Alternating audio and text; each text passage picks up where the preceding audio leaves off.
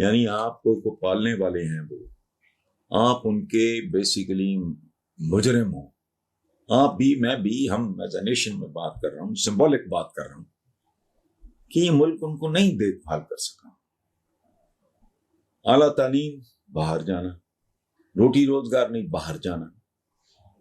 تو کیا آپ نے اب تک جو آپ کی پرفارمنس ہے اس میں ایک تو آپ ان کے مجرم ہیں، دوسرے وہ باہر جاتے ہیں، غریب الوطنی بہت بڑا عذاب ہے، او بھائی بھگتا ہوا ہے میں، اور پھر وہ آپ کو وہاں بیٹھ کے پال رہے ہیں. تو یہاں ان کی جائیدادوں کو ابیوز یا ان کے وسائل کے ساتھ کھلواڑ، سگے بہن بھائی وارداتیں ڈالنے سے باز نہیں آتے.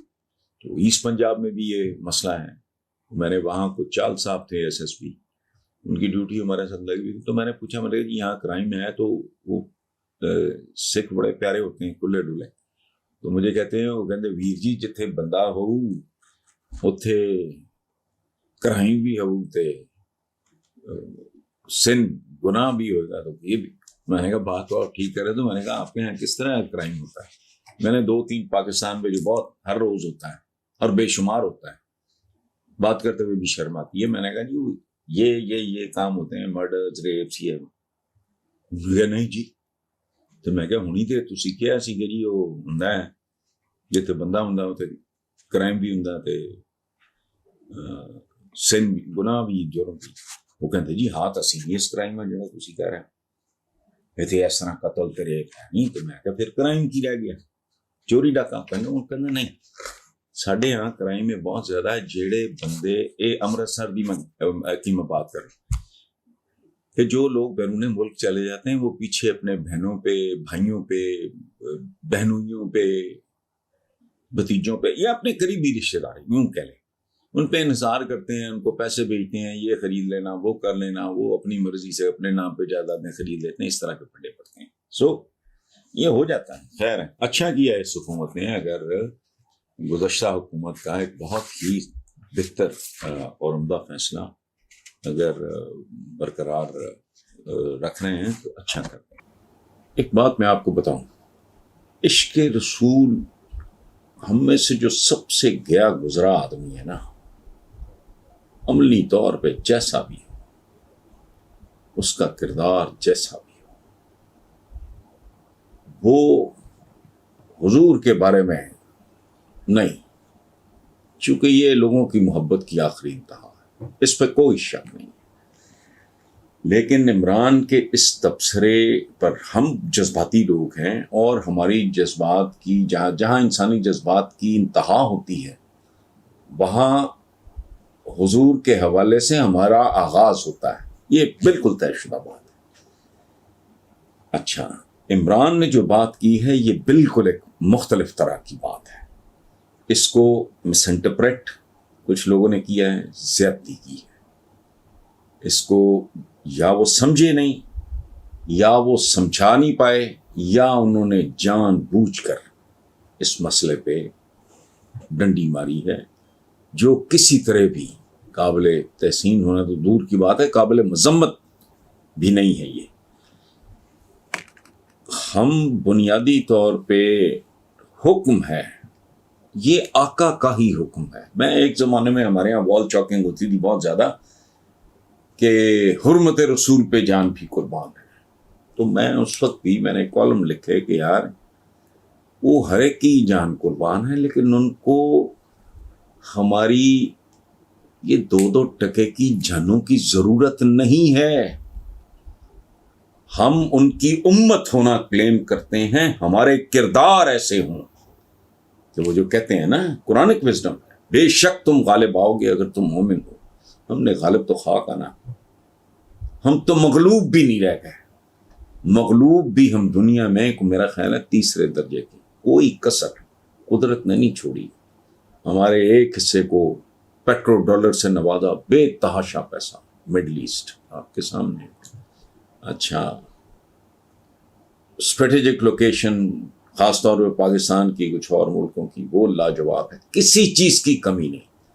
ہمارے ہاں ایسی وادیاں، ہر چیز ہمارے ہاں، زرخیزی وادیاں، سب کچھ، تاریخ کتنی عالی شان، وہ بھی پیچھے موجود ہے. لیکن ہمیں جو بنیادی احکامات ہیں ان میں سے ایک ہے اعتدال اور میانہ روی. اس کا ایک اپنا طریقہ ہے, ویسٹ کا ایک اپنا طریقہ ہے. آپ دیکھیں انگریزی کا بھی ایک محاورہ ہے, at Rome do as Romans do.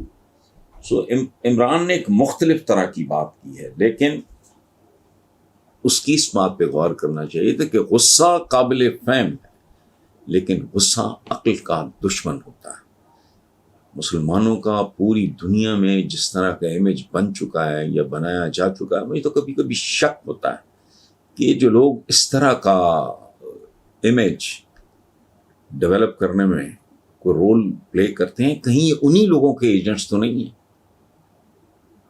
سو بہرحال میں بحیثیت مسلمان, اس کا اس بات سے کوئی تعلق نہیں, میں یہ مثال دے چکا ہوں 2-3 جگہ, میں یہ 2-3 اپنے پروگرامز میں بات کر چکا ہوں کہ ایک زمانے میں احمدیوں کے بارے میں کوئی کہ جی ہمارے بھائی ہیں فلاں, کوئی اس طرح کی بات کی تھی نواز شریف نے 3ری دفعہ وزیر اعظم بننے سے پہلے. تو اس پہ کچھ مولوی حضرات نے بڑا اس کا برا منایا, تو میں نے عرض کیا تھا کہ میں نے کہا یار, لکھا میں نے کالم کہ یار خدا کا واسطہ نواز شریف کو دائرہ اسلام سے تو خارج نہ کرو.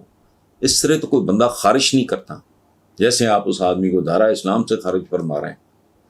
تو یہ اس حد تک نہیں جانا چاہیے. اپنا اپنا فہم ہے, اپنی اپنی انٹرپریٹیشن ہے, لیکن یہ اختیار کسی مسلمان کو نہیں ہے کہ وہ کسی کے حب رسول پہ شک کرے. یہ رگوں میں ہے, یہ خون میں. الیکشن ٹریبونل نے NA-108 اور NA-118 سے chairman P T I Imran Khan کے کاغذات نامزدگی منظور کرتے ہوئے نے دونوں حلقوں سے ضمنی الیکشن لڑنے کی اجازت دے دی ہے. یہ کیا اجازت دے دی؟ رائٹ, ایک فارمیلٹی ہے, وہ پوری ہو گئی ہے, بس ٹھیک ہے, اجازت دے دی ہے. کیا مطلب یہ عجیب و غریب طرح کی ہماری لینگویج.